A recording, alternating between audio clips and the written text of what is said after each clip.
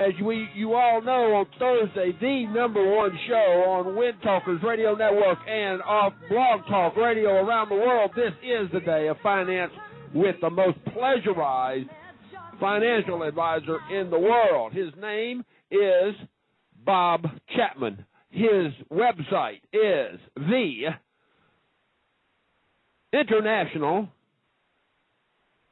Forecaster.com, and that is Forecaster for all you Marines out there that keep putting that number 4 out there. And for all you out there in Yorba Linda, it's a verb, it's a word, the International Forecaster.com. A lot of news going out there this week. Mr. Chapman's had to endure 7 days before he can get back and talk to you in the military around the world. We're heard in places like the Crimean, and we're also heard in Sochi and Kasan, Russia, in the 6 counties of Northern Ireland, across the Little Pond to every climb and every place in North and South America. And on Highway 8, to the guys down there, good day. And to the girls in San Diego, welcome back to the show. I understand you've been there, but you haven't had access to the chat room, and you've had another problem out there called a nosy CO. So we understand that. Bottom line is, I'm glad to have you back. Ladies and gentlemen, Mr. Bob Chapman has some information for you, and I'm sure he's got some input that you need to know about. Those of you that want to call into the show, the phone number is 347-308-8047. That's 347-308-8047. And we're soon, pursuant to Wind Talkers, we're soon to have an 800 number for Wind Talkers Radio Network for you guys to call into the show and ask questions direct on an 800 call-in line. Of course, the bridge numbers are all going to remain the same, but a new 800 number will be made available in the next couple of weeks. With that said, Mr. Chapman, and we're going to introduce that 800 number on next week's show or week after next. It's going to be done on Mr. Chapman's show because it's that important. With that said, Mr. Chapman, welcome to the show today, sir. Well, it's very nice to be here again, and I'm very excited here because I see the U.S. government making extra efforts to keep the price of gold or silver down, and every time they do it, they get beaten back by the professionals and nations that are in the gold market buying gold. And so it's an up and down thing here from day to day, and sooner or later they'll take off again and go higher, so everybody just has to be patient. The news today was not all that good. Nothing to make the market stronger. And for those of you who don't know, the stock market is right near its more recent high in the last 3 or 4 years, and it'll probably get a little higher here, but I don't think it's going to sustain for any great period of time. And so that's generally what's going on there. Lots of things in the news about the murders that occurred last weekend in Tucson. A dreadful thing happening. Reminds me of the shootings that took place at the military camp here. I guess it's been a year ago now or something like that. But anyway, it's always interesting out here. There's always something to think about and talk about and make decisions on. And Europe grabs a lot of the news nowadays, and the reason why is that they are having trouble raising money, and that's understandable. They have gotten themselves into financial difficulties. About 6 countries of the 16 that are in the Eurozone. And so we're going to see lots more of that as the year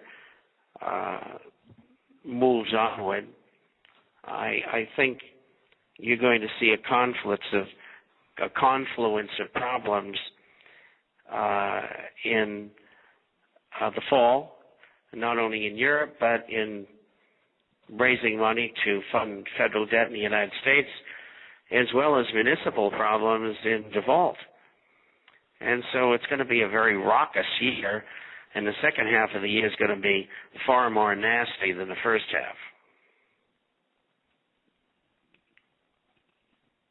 Do you see information where you're at about several states wanting to institute an alternative currency versus what the United States government is putting out? Yes, I've seen it. There's over 10 of them, actually, and there's been a proposal in Maryland as well. So I guess there's 11, and there'll be more. And they're saying that they want to create their own alternative currency just in case the federal government has problems with the Federal Reserve note, the U.S. dollar. And it's being brought along in moderate time fashion. And I would think that in all likelihood, those kind of things have a good chance of passing. And I think it'll change the atmosphere vis-a-vis the Federal Reserve, which is the ones that have the money printed in behalf of the Treasury Department of the U.S. government. And so I think there's going to be a lot of exciting information coming out of the meetings that they're having. And maybe all the states will get involved for all I know. But it's a kind of thing that happens because things aren't being run correctly. And that's very important because it means that the government and the Federal Reserve have fallen down on the job. The situation America and Europe are in financially are deplorable. I mean, how can experts be so dumb? I don't know. The incompetence is unbelievable. Either that or they planned it that way, one or the other. I certainly don't think the states did. I just think that's pure incompetence. And too many people being hired and too many projects being taken on, too many services being given, and it's all going to come to an end very shortly. And this fall is going to be the apex of problems for all three elements. And so it's going to lead to some real wild days in the markets. From South Texas, do you know any which states are already making alternative currency, or are there any states making alternative currency at this time? None that I know of, but there are 10 or 12 involved already wanting to do that, but they have to get it passed by the legislators, and I don't know how long that will take. It's part of the sovereign state movement, and I think it's a good thing. I think that it'll force the Federal Reserve, unfortunately for them, at their worst possible hour, to create a better atmosphere, and I don't think they're capable of doing that. I think they know that what they've done is irreversible, and there is no solution other than purging the system. And they know that. What they usually do, central banks, politicians, power behind the throne, historically what they usually do is have another war. And we've discussed this on this program before. Something I don't like discussing, but if you're a student of history, and many of the officers who are listening are, they know the history of why wars happened in the past. and so they can appreciate what I'm saying here, and war becomes a distraction from the real problems, which are economic and financial. And once they get their war going, irrespective of who wins, the people who are in power, who caused all the problems in the first place, can say, gee, that terrible war over there did it to us. And that's the game that they play. On my news and views today, we made a comment. We had a few articles about the EU and the problems with Portugal and Spain, as well as Denmark. What was the Portuguese are actually issuing bonds, and the EU is coming out and saying that, well, there's no problem now because they're selling bonds and they're being easily bought, and the Chinese are buying those bonds. Do you have any comment about the Chinese buying all these bonds in Europe, and what the Portuguese are putting out? Is that going to help them stabilize their government? Well, you always have multifaceted questions. And number one, the European Central Bank is buying Portuguese bonds. That's a fact. And the money that's available to banks within the banking systems is really unlimited. And most people don't know that, but that's what Mr. Trichet, who is the head of the ECB, said. So I have to take him at his word. Secondly, the Chinese are holding $2.85 trillion in foreign currencies.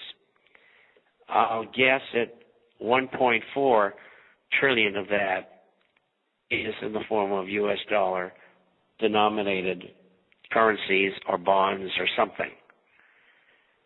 The Chinese are trying to get rid of dollars. And they figure, well, we can buy this Portuguese paper, and the yields are substantially more than we can get elsewhere, certainly in the dollar. So if we go over and buy these people's bonds in Portugal and Spain and Greece, then in the future, when things get better, we'll have an easier time selling our goods and services to these countries that we're helping. And that's the thought process behind all that. And it's a sound business decision. And gee, if you're sitting with that much money in foreign currencies, it's terrific exposure. And so it's a good move by the Chinese for themselves.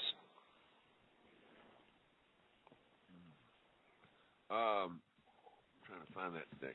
You're getting a lot of questions today. I'm sorry, guys. I'm trying to read all this stuff that Larissa's throwing at me. Mr. Chapman, do you know? Then you better tell them to put them in English. Mr. Chapman, do you know the names of those 10 states that are making or talking about making their own money? Offhand, no. It's in the publication, but I forgot. Okay, that's and quite so all right. I don't have that publication. So, hey, if it's in the publication, guys, go back and read the publication. And if you haven't got a publication, all you got to do is get in touch with Mr. Bob Chapman at theinternationalforecaster.com. Send him an email at bob@intforecaster.com. Easy. And we'll be sure you get one. And if you've got the subscription, why aren't you reading it? And if you don't have the subscription and you want to see what it's like, he'll give you one free. Not the subscription. He'll give you a copy of it. So just ask.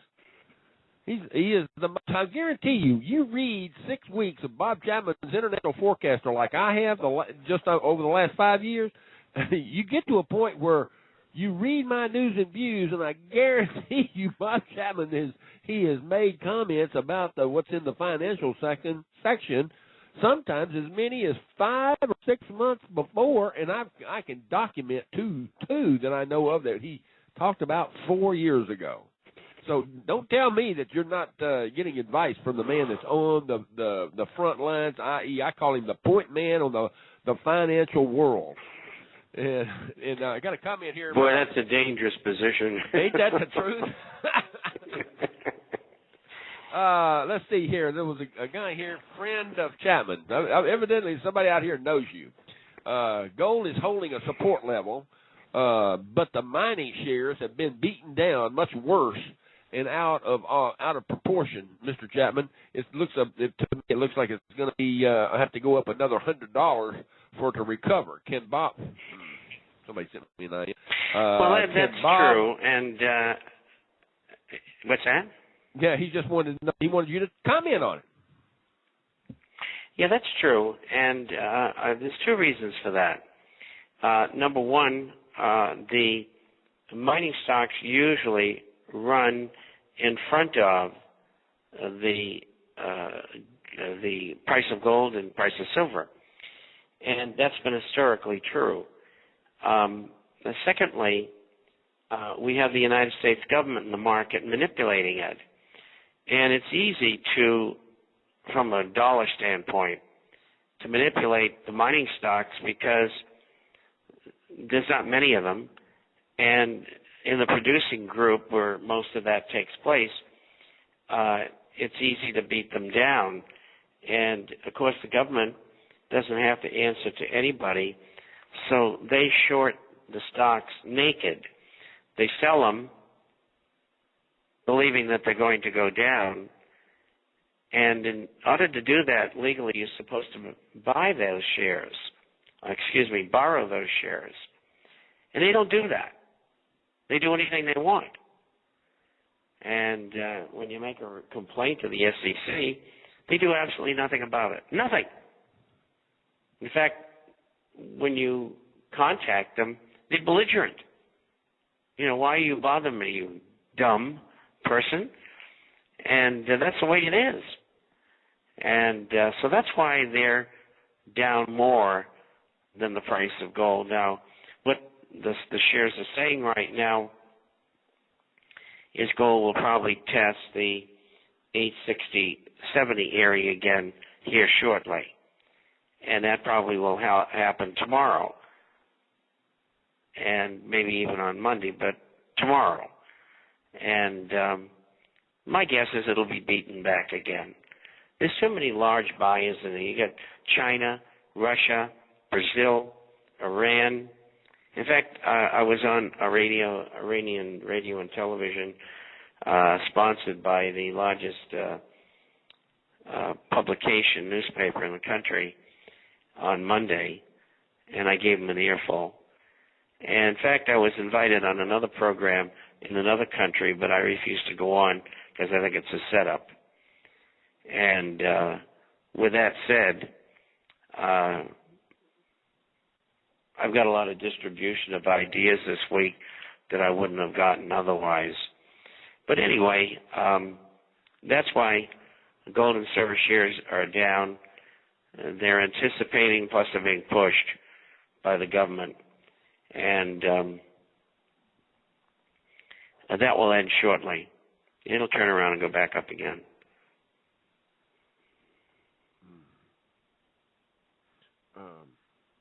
I'm sorry. Did you know that I'm just looking at a link that just popped up on my screen from Larissa. She's got an article from Pravda that talks about individual states that are going to start making their own money because they don't trust the Federal Reserve. Well, that's true. And RT, which is Russian television, they've had tried to get me on there a number of times. But, they want me to fly here and there so they can do their program for an hour. And I'm not going to do that. No. I'm 75 years old. I'm not going to go galloping from one country to another unless it's contiguous. You should be retired out there playing around to golf. By the way, how did you and your wife do last weekend? Well, she's playing better and better. I played well too. I get tired, and that's understandable. And usually after 36 holes, which is 18 on Saturday and Sunday each. What happens is that I get a little sore, so I have one of these masseuses come in who does this deep, what do you call it? Deep probing in your veins. It's a Ricky massage. It's an herbalist Ricky. What do massage. I know? Yeah. All I know is about other stuff. And anyway, he fixes me up, and Judy doesn't like it, so she got a few more pains than I have. Heard that. Well, there's a she almost got a couple of holes in one. She's getting close. I'm rooting for her. I am big time rooting for her. I can just see it now. We need to make sure she gets a good night dinner with steak and big open cake and a big party. I mean, that would be fantastic. I mean, she's over. Well, I tell you, it would be the chapter, the top event of her life. I'll tell you. Ladies and gentlemen, this is Bob Chapman, the international forecaster. That's the international forecaster. We got to take a break here, and we'll be back with Mr. Bob Chapman, and because he has some more information that you need to know about and what's going on out there. And I'm not the guy that you need to be talking to or listening to. It's him. Send him an email at bob@int4caster.com. Mr. Chapman has a newsletter at theinternationalforecaster.com. He is there to give you the truth. He's the most pleasurized individual out there. Now, ladies and gentlemen, I can only bring him to the show. You have to get involved. I can't make you get involved. I hope and pray that you will call him and get in touch with him because he comes on this show. He doesn't get paid. And this is the #1 show on Wind Talkers and Blog Talk Radio. We'll be back in 5 minutes. I guess we're not going to get any introduction. Ladies and gentlemen, my name is Drew Malone Reigns III. This is a Marines Disquisition, and you're heard live around the world on Wind Talkers Radio Network and off the Internet with Blog Talk Radio. I have with me for the next half hour Mr. Bob Chapman, theinternationalforecaster.com. Welcome back to the show, Bob. Oh, did I lose him too? Thank God. Well, we're having a tough time out there. All right, ladies and gentlemen, we're here. We're trying to see what's going on out there. I don't have audio at my end at all. Maybe he is talking, but I can't hear him. Okay? Bob, are you with me? If anybody sees that if you can hear him, would you guys talk about it and let him know that he's talking and I can't hear him?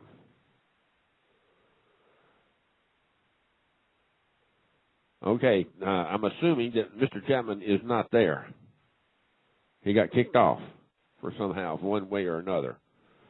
Okay, we'll see what Bobby, you there now? I am. Oh, there he is. Okay, thank you, Bobby. Bobby said that she didn't know what was going on out there. She could hear you say, "I'm here." I mean, welcome back to the show. Well, thank you. Now you're being beamed from Australia instead of from Sochi, Russia. Well, that's a good place to be, Australia. It's a nice day over there. Anyway, we got a feed in over there. Bobby's feeding you from Australia link. There from Highway that her station runs a link on the telephone from Australia to the United States from New Zealand. So we're doing what we can to get you out there, Mr. Chapman. Well, thank you very much. Anyway, if you guys have a question for Bob, he always mentions that gold and silver stocks should go up at least 4 times as much as gold and silver bullion. But that hasn't been the case for the last 3 years. When does Bob expect this to happen, or is it hard for bullion, G and S this time? Well, I think what's going to happen is that in time you will see the stock market top out. And when you do, you will see more money gravitating into the gold and silver share area. You just have to be patient. They're doing okay, but not nearly as well as we would like them to. And as I said earlier, the government's in the market. They were in there ferociously today. They banged the stocks around, but after the spot close, which is 1:30 Eastern Standard Time, the February contract trades until 5 o'clock. And the government got in there and they just jumped all over it. I think gold was down about $14 or $15. And that's the stuff that they pull when most of the traders have gone home. And the skeleton crews on trading that outside month. In the case of silver, it's the March month. And so we'll see what happens tomorrow morning. And there'll probably be some slight weakness. But I think it'll come back because the Russians and the Chinese and the Brazilians and the Iranians, they're just standing there waiting for the price to come back down so they can buy some more. And so it's not concerning. What it does is presents a second opportunity to go in and do more buying if that was your intention at cheaper prices than we had a couple of days ago. And so, you don't play this day to day, hour to hour. These are long-term investments. You buy them and you hold them. And we get people who bought Agnico Eagle at $4 and $5 and recently it traded at 88. And so, yes, that encompasses 11 years, but they didn't have to trade, and on paper they've made a lot of money.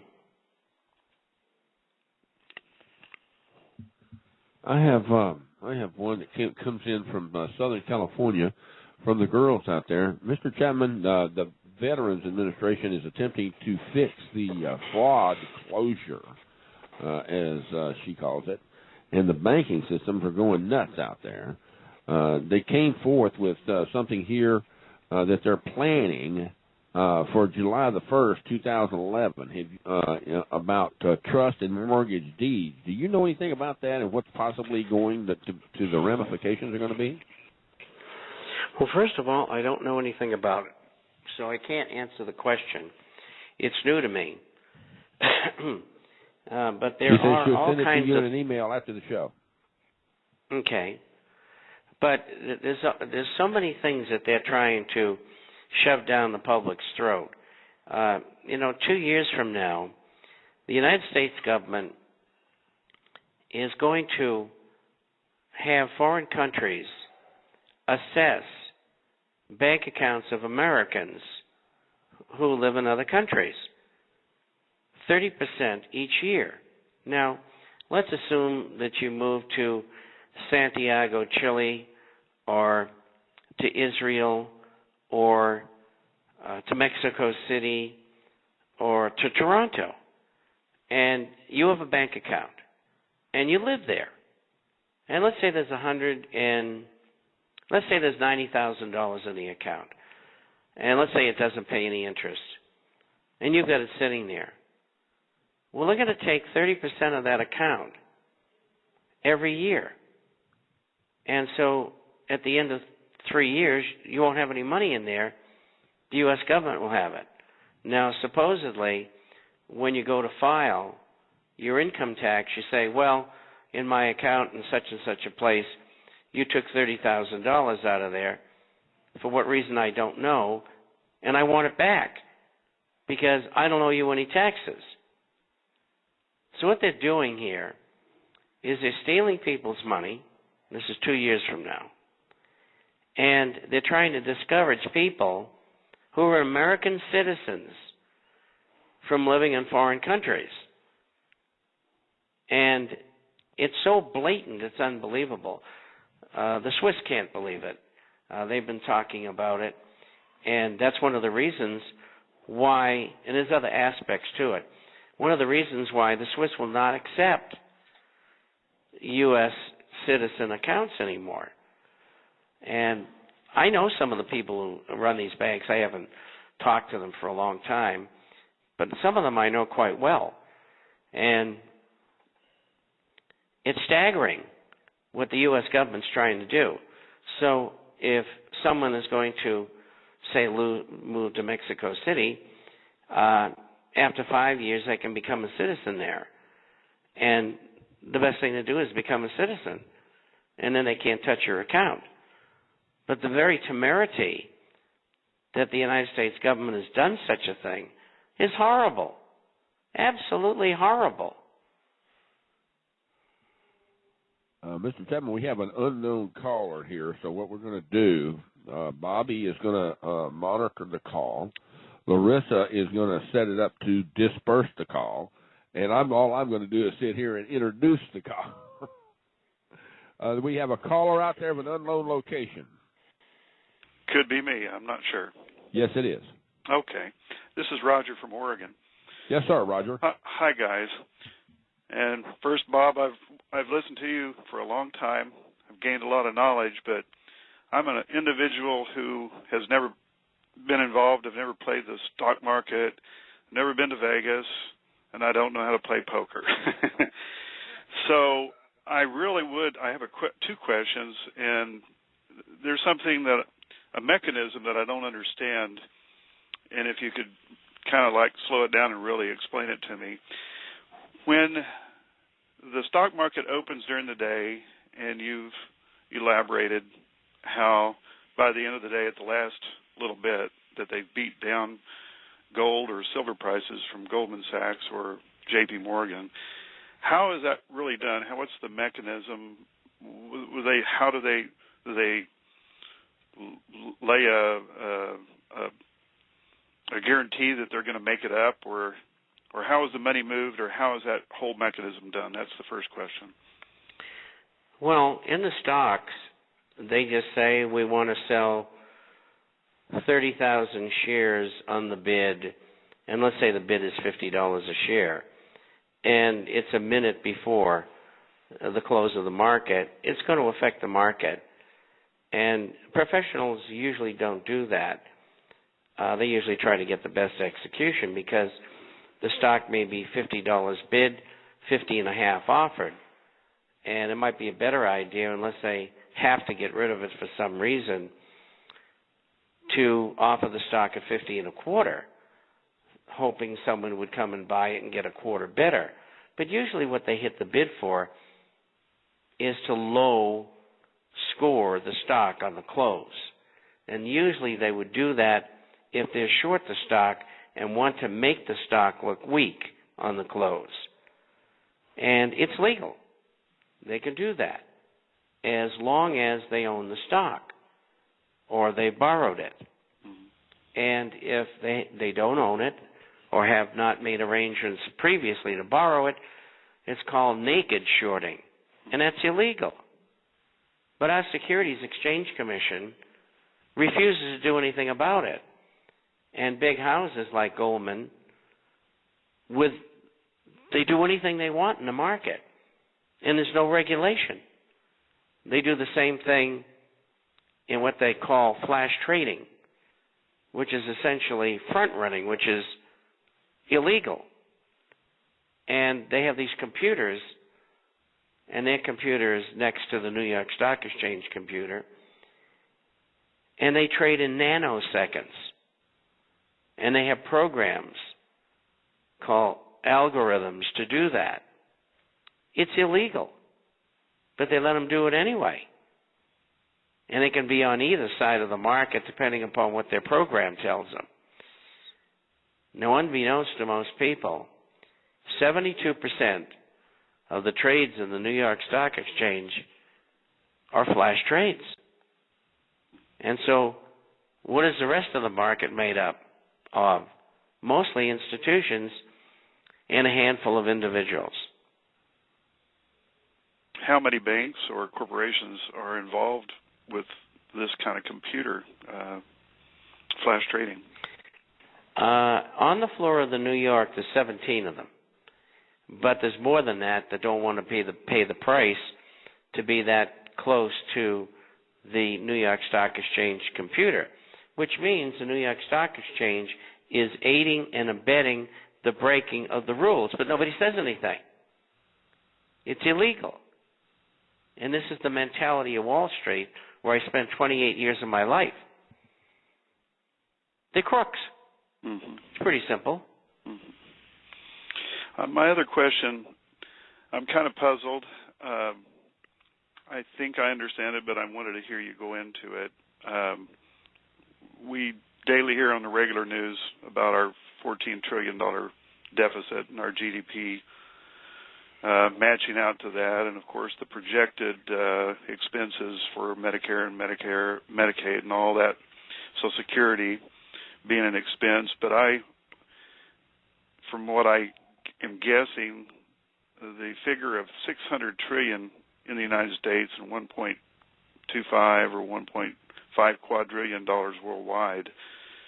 I'm trying to understand where that money is. I think I understand it as derivatives and the betting, but I'd like to know how these bets fall onto the back of the taxpayer. How is it only because these corporations are cities or utilities that have been involved in making a bet, or how does it tie into being on our backs as taxpayers? How is it that there's that large sum of money that's weighing us down and about to sink the Titanic? Well, first of all, it doesn't nominally affect the public or the taxpayer. It's when you have a situation where you have a collapse of the derivative system, and then everybody pays.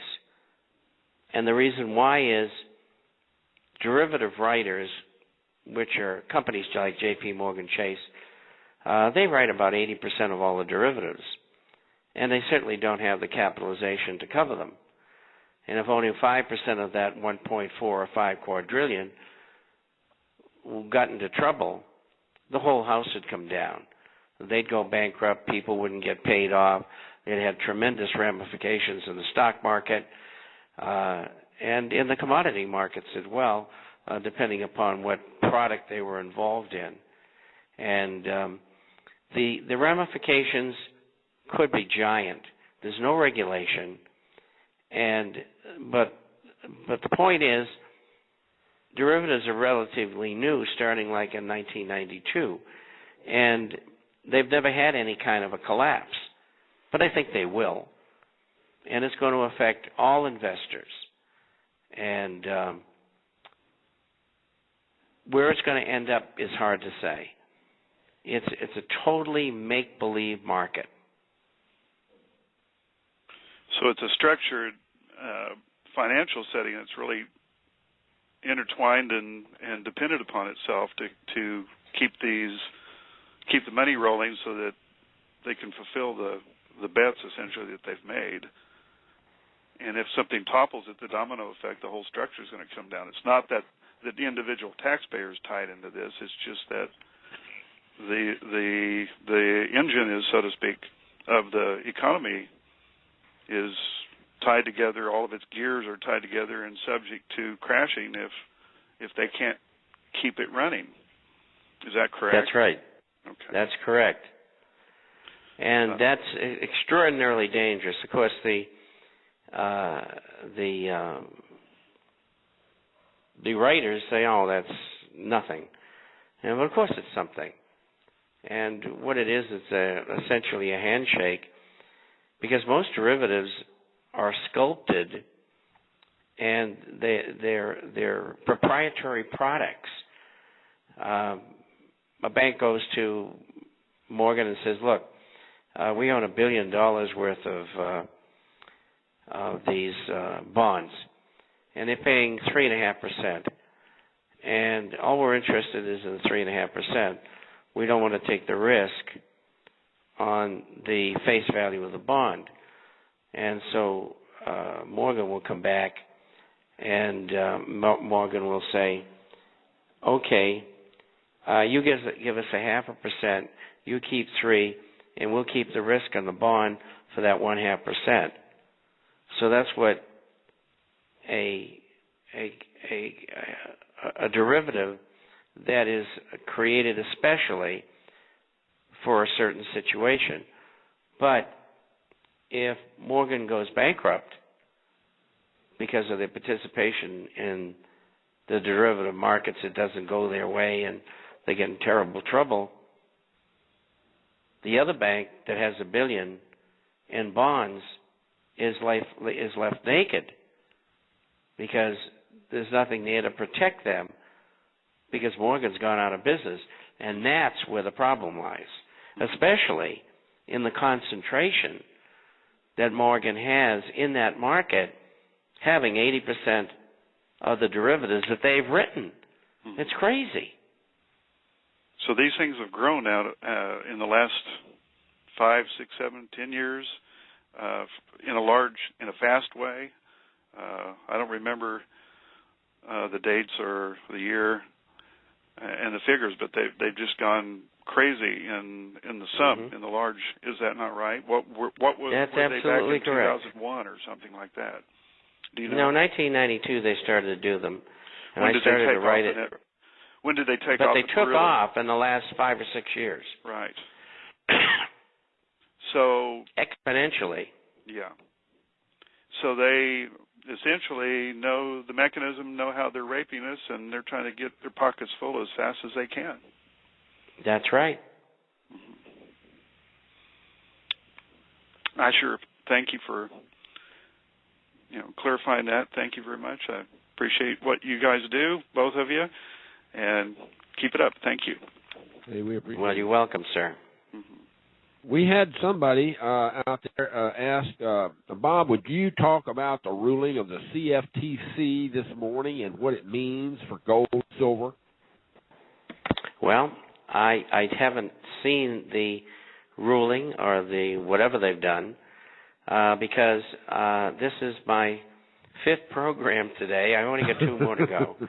And so I've been rather occupied. So I'll have to...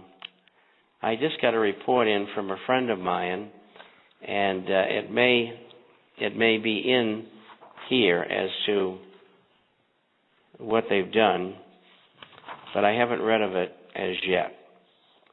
And it may have come out late today, so I may not have it at all. I may not get it until the morning, whereas we've got a sharp-eyed fellow out there who's already picked off the news, and we don't have it yet. So I'll have to pass.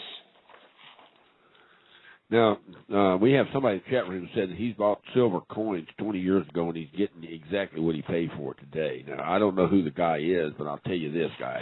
I personally know a number of Marines, specifically one sergeant, that listens to this show. And I'm going to tell you where he lives at right now, but he got transferred out. I know the show's ending.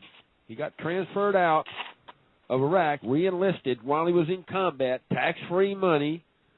He got well over, quote, $25,000. He stuck $20,000 in silver. It was $7.94 an ounce when he bought it. He sold it about 18 months ago when silver jumped up to about $21. He sold it for $20-something and something, doubling or tripling his money, and he kept 1/4 of the actual value of the silver, and sold the rest of it back and put half of that in gold, and he still had his re-enlistment bonus, which he paid his daddy's house on. So I know if you went out there and bought silver 20 years ago, you paid less than $5 for it, and you have it today, I got news for you. I don't know who you're selling it to, but you need to call me on the phone because I'll buy it for what you paid for it 20 years ago. I think Mr. Chapman would too. Oh yeah, I buy silver all the time and gold, and I never stop because it's the only real money, and it's the only place to be safe. And I practice what I preach. Mr. Chapman, you going to play golf this weekend? I'm going to have to come down there and certainly play around the golf with you. I know you're supposed to be retired, and here I am. I'm not supposed to be, but I am. I just do a radio let's show. hope they keep. I do 3 radio let's shows hope they a day keep the on checks Thursday. coming. I don't know how you do it. I do 3 on 3 shows on Thursdays, and I'm wore out. Well, this was a big week. I'll do 35 this week. I heard that.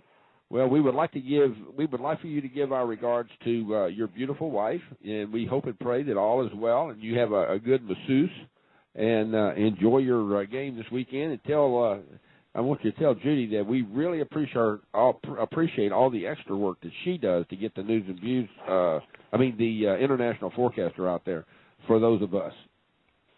Well, she's a whirling dervish, I'll tell you. Amen. We will see you again next week. You better believe it. That's I won't say what some of the Marines are calling it. It's a holiday. It's supposed to be it's sometime. I know. You know what I'm saying.